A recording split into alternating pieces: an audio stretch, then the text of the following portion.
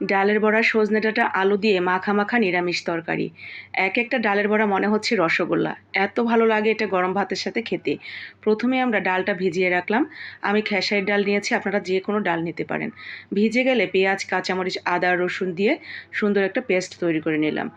স্বাদমতো লবণ, হলুদের গুঁড়া, মরিচের গুঁড়া, ধনিয়ার গুঁড়া দিয়ে ছোট ছোট করে বড়াগুলো ভেজে নিয়েছি। 2 চামচ সরিষা, পেঁয়াজ, আদা, রসুন, টমেটো দিয়ে পেস্ট করে নিলাম। আলুর সাথে হলুদের গুঁড়া, মরিচের গুঁড়া, ধনিয়ার গুঁড়া আর স্বাদমতো লবণ দিয়ে সুন্দর করে ভেজে নিচ্ছি। ভাজা হয়ে গেলে সেই মশলাটা দিয়ে একটা টমেটো দিয়ে দিলাম।